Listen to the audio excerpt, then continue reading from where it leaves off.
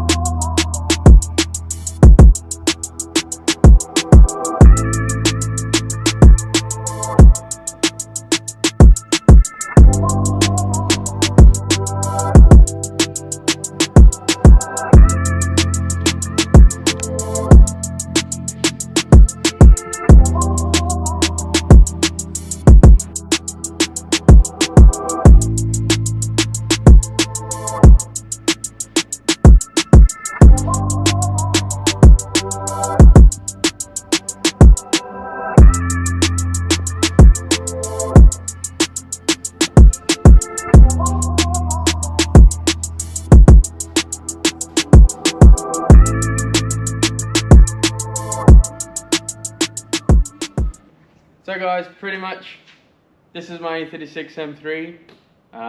Does look pretty cool in the montage, hopefully I did a good enough job. But pretty much this is just a build breakdown of my championship winning car. So this is the car that I used last year to win the championship in. We're pretty much just going to go through what the car is about. It's not the quickest car in Queensland. There are a couple faster E36 M3s here in Queensland. A good friend of mine, Saxon Moyes, probably has the fastest E36 M3 in Queensland. Probably arguably the fastest in Australia. You got other people like Ben Malpass, his car's pretty quick too. But it does fall in with one of the quickest M3s, I'd like to say, in Queensland. It's not sluggish, it's not slow. It does do 57s around Lakeside. I have done a 57 in it before. But pretty much the whole purpose of this video is to pretty much show you what the car is and what it takes to win a championship, pretty much. The car isn't the best out there at the moment. I think it looks pretty cool. I think it sounds good, it looks good, goes fast, but it can be a lot faster. It does pretty quick times at Lakeside. Pretty reasonable at QI and Morgan Park, but there's plenty more in it, and that's pretty much what we're going to go through today, is to show you hopefully what will be changing in the next couple months. But yeah, it's pretty much just showing you guys what the car is now. To start it off, the car doesn't weigh a lot for what it is, but from factory specs we have taken a bit of weight out, and probably one of the biggest things is glass. So we've got plastic glass front and rear, plus rear windscreen. They're all plastic. You'd be surprised how much weight you save on them. My favourite thing about the car probably is these massive brakes. So we got some TBS racing brakes on the front and rear. They're the biggest brakes you can probably get on a 17-inch wheel. If you look in there, there's no space at all between the rim and the brakes.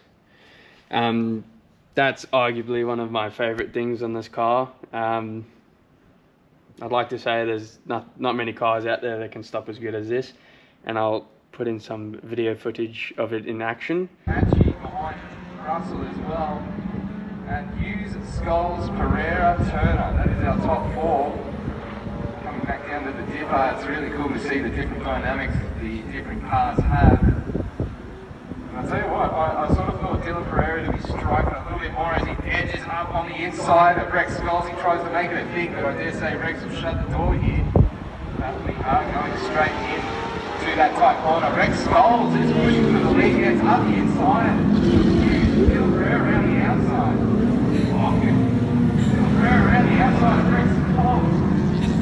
Oh gee, you gotta make a move, and then this is not real Rex Scholes doing skillful moves. Go, babe!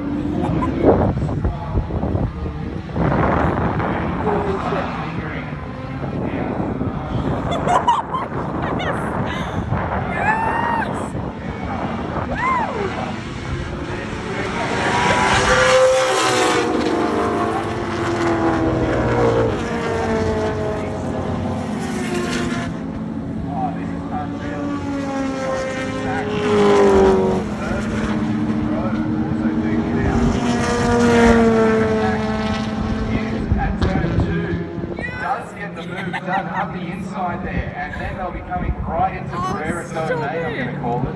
Yes! Robinson trying to Killing attack it. the outside of Skulls. The dirty stuff inside there is Russell might have just himself up for a move on the view when they come out of turn 5 here. Oh, and the crowd is going absolutely wild. But pretty much that's the brake setup, front and rear. For tyres, this car pretty much only runs on Yokohama A050s, so they're not the cheapest of tyres. These have done quite a few sessions, so we will have to buy some new ones, but they are arguably probably one of the best tyres you can put on an M3, specifically this one. Old dog up there on the hoist, which is the race car, not from last year but the year before. We haven't tested A050s on it yet, but that car, we've got it dialed on pretty much with pretty good with the AR1s, the Nankangs. But this car definitely does not like AR1s, unfortunately. So the price difference is very different, but it's likes these tyres a lot more than anything else. We do run BMW Motorsport stud conversion, so they've got studs in there rather than your standard factory BMW bolts. Makes it easier changing wheels and stuff like that. And you can have spacers, which we do run spacers on this car. We'll not tell you what size spacers because that's a secret. But yeah, that's pretty much that. We also run KW racing coilovers. So unfortunately last year we got into a little bit of a mishap at Morgan Park with another competitor. My front left shock collapsed, and it unfortunately wouldn't allow me to stop, and unfortunately tagged with another vehicle.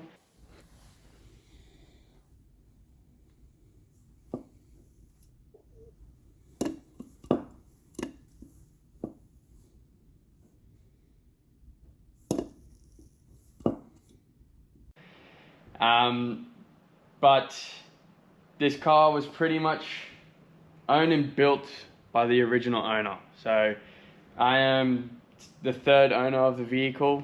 The second owner, which is a good friend of mine from Ski Control, Dylan.Pereira, he owned this car before me, but he never really used it much. I think he took it to the track once. But the guy previous to Dylan bought the car brand new from the showroom floor. It was originally an SMG, and he converted it all manually to manual gearbox, and he pretty much started the build. So he originally put the KW suspension that was in it in 2008. We bought it in 2022 at the end of the season while we were still running that car. Dylan unfortunately needed to let it go, and we managed to snatch it from him. So yeah, the suspension in it was pretty old. It's got nothing to do with KW. It has nothing to do with previous owners of the vehicle. The suspension pretty much just got old. And when we bought the car, and when Dylan bought the car, no one really had an idea of when the last time they got serviced. So it's actually funny because at the end of last year's season, it was meant to go get serviced. So when we bought the car, it was towards the end of 2022 season. So we had a very short time to pretty much get the car ready. It only had a half cage, and I'll pretty much show you what's in it now when we get to it. But we had to put a whole new cage in it, and we had to paint it. Well, we didn't have to paint it, but I like white, if you can't tell by all the other race cars. But yeah, we had a very short time span, so we didn't have enough time to get the original shocks serviced. And at the same time, KW is very big in Germany. Not a lot of people run them here for some reason, which is unfortunate because they are such a good brand. So for us, we weren't sure where to send them to get serviced other than sending it all the way back to Germany. So we were worried that they weren't going to arrive back in time. So fast forward halfway through the year last year where we had that mishap, the mishap happened on Saturday, which was unfortunate because we still had the whole of Sunday. So pretty much the team here at Pereira Motorsport drove this back 3 hours from Morgan Park back to HQ to try and get it sorted. We tried to take some parts off that to try and make two into one, but unfortunately it didn't work. So they had to rebuild that car, pretty much everything that they took off to try and fix this. They put back, loaded that up, drove another 3 hours back to Morgan Park for us to get going again. So we raced the whole of Sunday in the old dog. It wasn't obviously as competitive as the M3, so unfortunately we missed out on that TV coverage, being so far back in the pack. But unfortunately in hindsight, if that didn't happen to this car, we would have got a whole lot more TV coverage like we did at QR for the High Tech Oil Series. But it's life, it's what happens. So after the accident, we were looking around, and we couldn't really find any backing to KW. So my dad contacted his friends over in Germany for schnitzer and stuff like that, and we eventually actually found out that Dad had an old friend that works at KW, and we got into contact with him, and he was like, "Oh, we actually do have a supply over in Australia." So he put us into contact with a company down in Sydney called Scuderia Auto Art. So if you don't know who they are, please go check out their social media. They helped us out. So between them and KW, they sent over a whole new suspension kit. So I'll drop in a few photos and stuff like that of when the suspension arrived.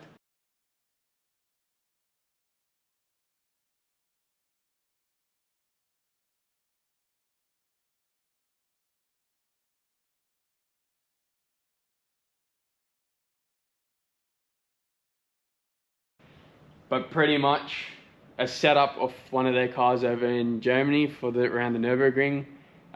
They pretty much manipulated the setup of their car and pretty much did this. So the shocks and everything already came pre-adjusted, pre-loaded and all of that.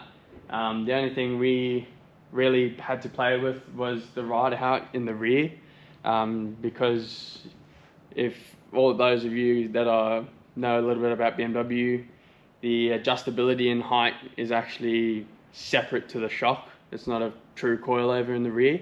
So we could adjust it, we could make it higher or lower or anything like that, which they said is a good thing. It's mostly the front that they recommend not touching because it's set very well, pretty much off to what they have, and the rear we can go to whatever we want.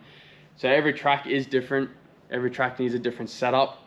So we playing around with setups at the moment, raising it, lowering it, seeing what works better. The car did drop a little bit compared to the old setup, just because the old setup, there weren't a model from KW as good as these, so they wouldn't go as low as we liked it.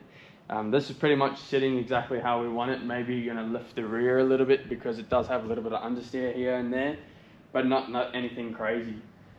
But yes, it's a massive shout out to KW and Scuderia Auto Art for getting on board, helping out, sponsoring with the suspension.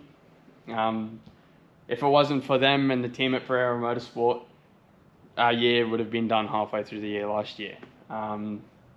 It's just, motorsport is expensive, which is unfortunate, as fun as it is. But thankfully, all the sponsors that come aboard make it happen. So shout out to everyone that helps and gets involved in this. So moving on with the car, we do have rules in some categories that you can't have too much aero or anything like that. So pretty much the only aero parts in the car that we have here is a APR Racing front carbon fiber splitter. Pretty much, it does do quite a bit at high speeds, mostly lakeside. We are yet to test it at Bathurst. We are looking at going to Bathurst next year. But pretty much it also holds the whole front bumper, so it's mounted all the way back. I'll see if I've got any photos that I can put in there, but yeah, pretty much that's the front aero, and the rear aero is the super touring car wing. So got one of these nice wings, and that's pretty much all the aero that you can do. It has to be from factory, so it's still got its standard bumper with its standard diffuser, standard side skirts, standard mirrors, standard front bar. That's exactly how it came from the factory. With the weight, as I was saying before, with the windows, sunroof is very heavy. So we've got a carbon fiber sunroof delete, fully sealed and everything. It's very waterproof. There's no rust or anything like that. It's done properly and professionally. For the wheels setup, I forgot to mention that before. The wheels are from the States. You can get them from Turner Motorsports. They are arguably probably one of the lightest wheels that you can get. I matched them up to a set of coil wheels that we have laying around here, and they are a little bit lighter, so that helps quite a bit. We'll move into the boot. There's nothing special about the boot. It's just your factory with a basic, pretty much a basic surge tank setup, which allows us to pretty much drive with less than a quarter tank. So every time I go out for like a 10 lap, 15 lap race, the fuel light's actually on. A lot of people get freaked out about it, but it can run almost empty pretty much.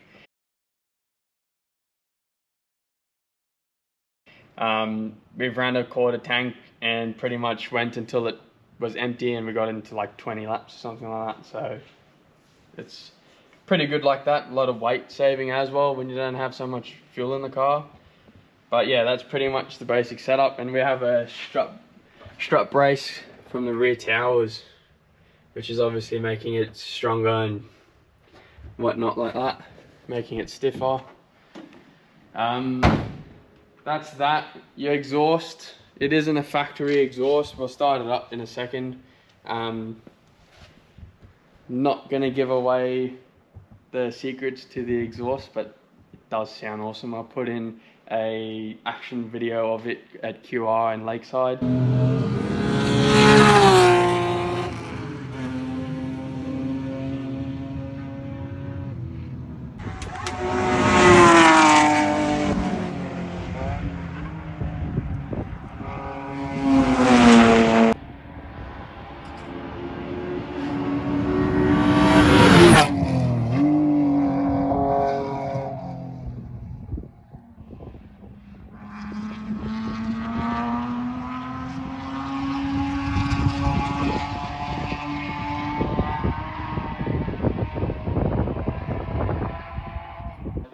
It does sound very crisp.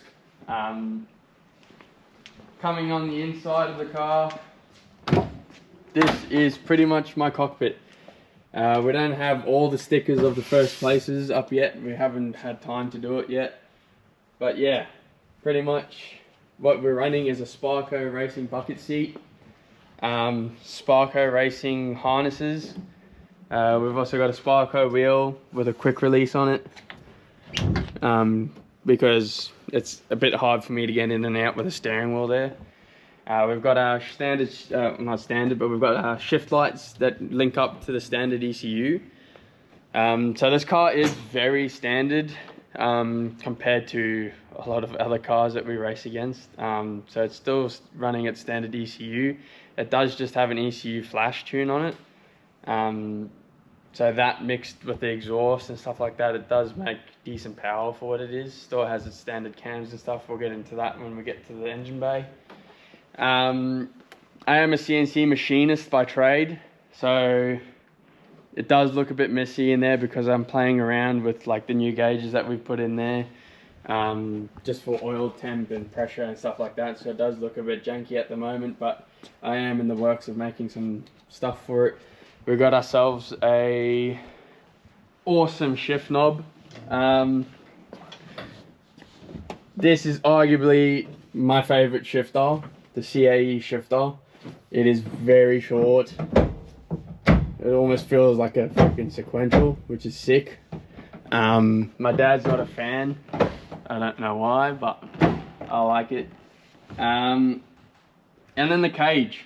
So this is a cage done by CJ Mobile Fabrication. I'll get Cody to do a bit of a close-up. So it's pretty much got the works. We are looking to go to Bathurst next year, which is exciting. So we needed a cage that could pretty much do everything or any event that we wanted to do. And Curtis from CJ Mobile Fabrication pretty much hooked us up. He also did the cage in Old Dog, which is an awesome cage. I do like his cages, hence why we've taken it back to get this done from him. So originally this car came with a half cage. The previous owner before Dylan pretty much just used it as a time attack car. So he didn't need all the bars and stuff like that. He didn't need a full cage for time attack because you don't get door to door. But Dylan actually bought the car for purposes to go back on the road. Personally, it was too far gone to go back on the road. It didn't have any carpet. Pretty much how you see it is how it was, minus the full cage. It just had a half cage. And because it went on a nice diet, the original owner took out all the wiring from the car. So pretty much it didn't even have headlights when I bought the car. Only the tail lights, brake lights were working. Dash lights don't work or anything like that. So pretty much any wire in this car that wasn't used got evicted. So in my eyes, it was too far to go back on the road. Dylan really wanted to, and when I bought it, he said he knew exactly what I was buying it for. But he does love this car. Every time he sees it, every time he comes out to the track to help me, he always says he regrets selling it to me because I made it a race car, but purely also because I made it white. There's not many of these that are blue, in the color blue that it originally was. So the interior was the original color, and it was his favorite BMW color. So when I painted it white, he was pretty upset about it. But at the last round, no one will believe me because I didn't get it on video footage, but he did admit that the white does look good, and it does look like a good race car. Better than what it would have looked like blue. And that's kind of what I was going for. So pretty much getting into the soul of this car. So you guys are probably going to be wondering, oh, it's got a CSL airbox or anything like that, but it really doesn't. It is very standard. So this is a E36 M3 EVO. So what that is another reason why Dylan wanted to keep it on the road and not a race car, is because these are pretty rare in Australia. So what it is your standard M3 is pretty much an S50 B30. So what that means is it's just a 3 litre. So it's a 3 litre motor with a 5-speed box with a medium case diff, which I think is a 280mm diff, I think, or something like that. I can't remember off the top of my head. With medium shafts. So that's your standard M3, and then your Evo, like this, is same engine, but it's pretty much stroked. So it's a 3.2 litre. It's got a 6-speed box behind it. It's got a large case rear diff and large case side shafts.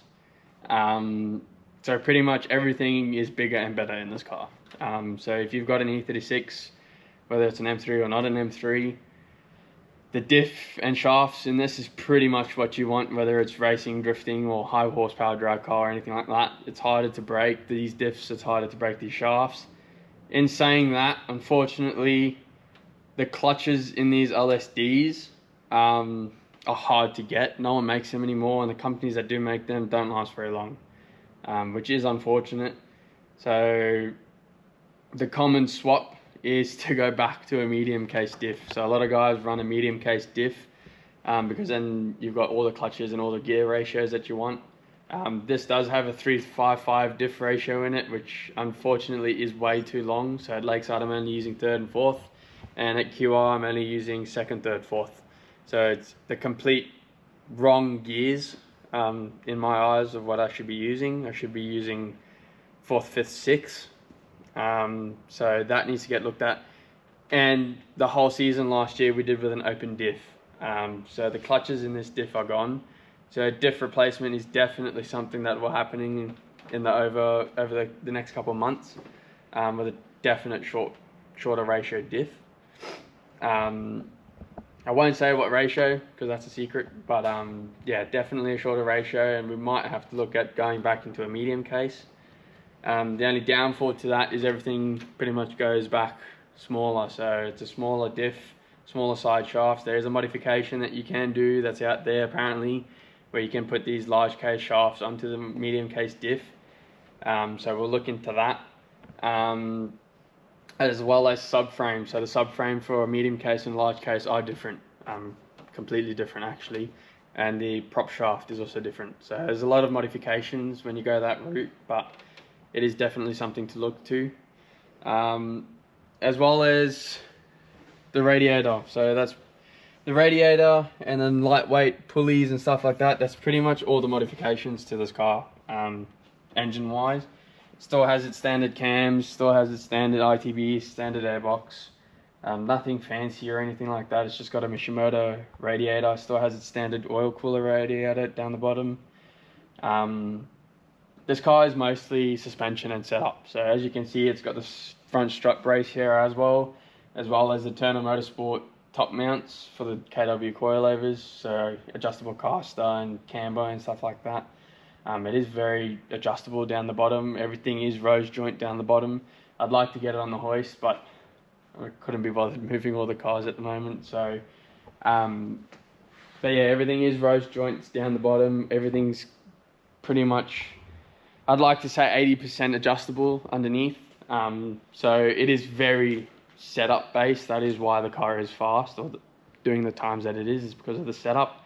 And pretty much this year is a development year for us. So we're doing a lot of seat time, which is good, which is what I want to do.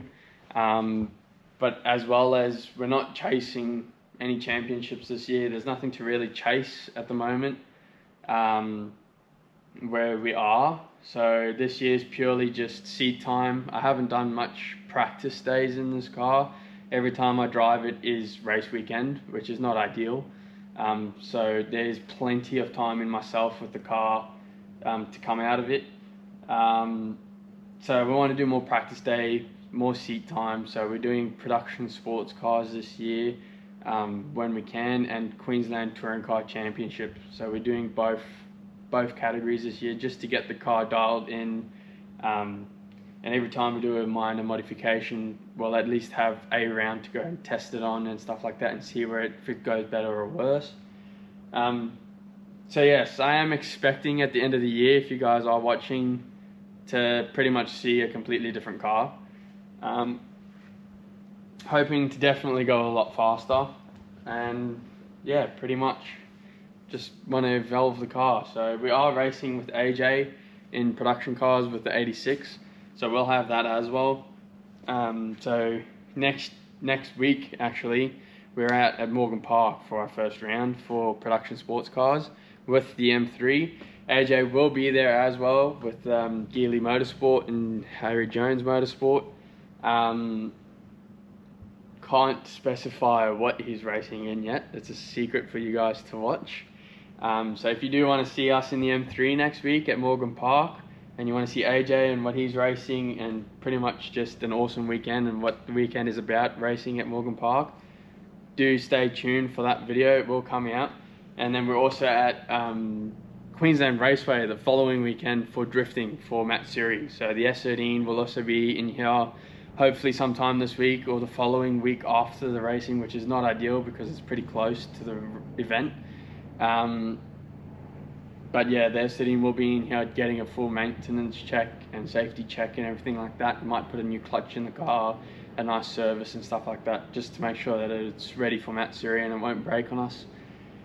But yes, the next 2 weeks will be jam-packed. So please do subscribe, like, comment on the videos, put your post notification on, because the next 2 weeks will be pretty jam-packed. I will get Cody to stand behind the car and do a cold start. I'm not going to rev it because I don't like revving cars when they cold. But I'll do a cold start so you guys can hear what the exhaust is, and I'll add some action video shots of it at QR and Lakeside. But it's pretty much what it sounds like, and I do like it.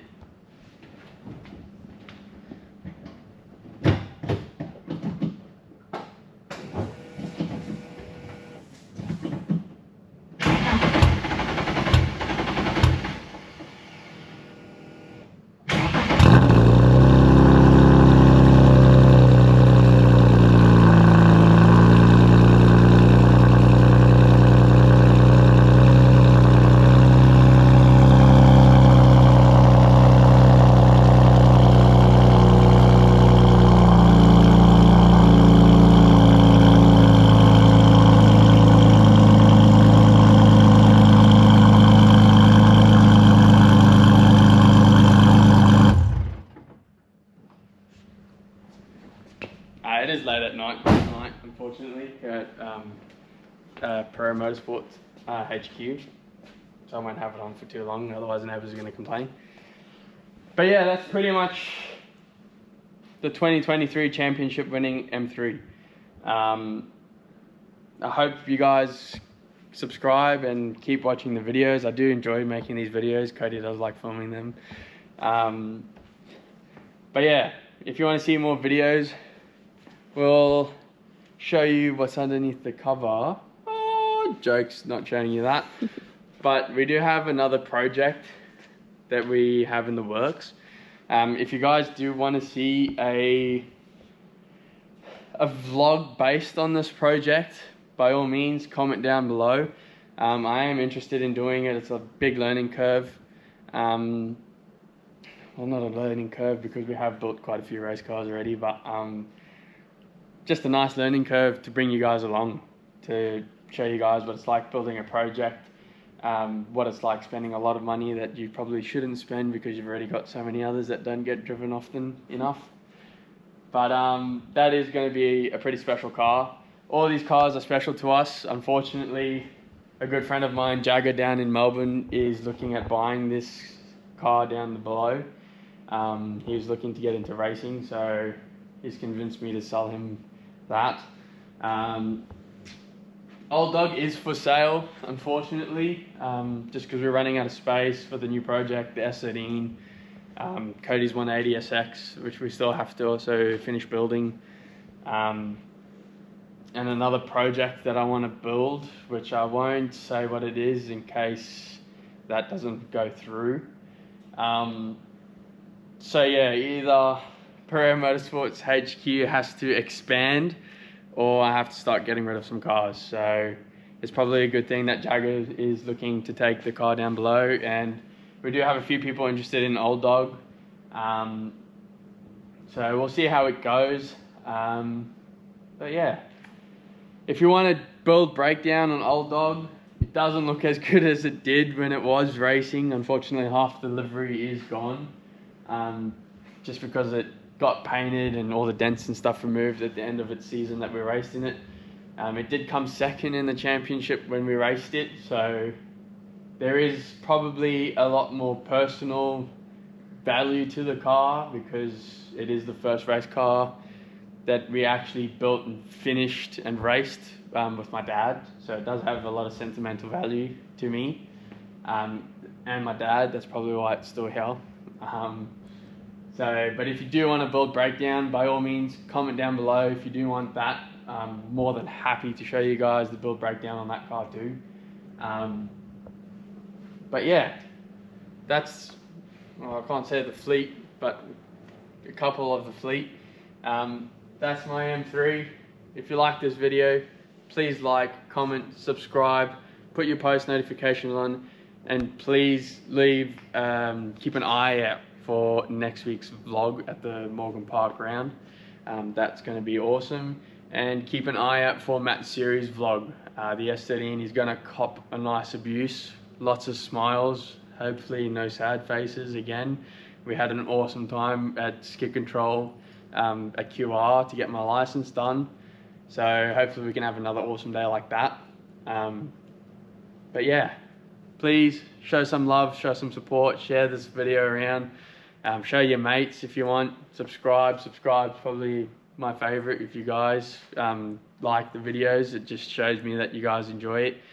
And if there's anything you guys want me to change or anything like that, or edits or anything like that in my videos, please message me, let me know what you want to see.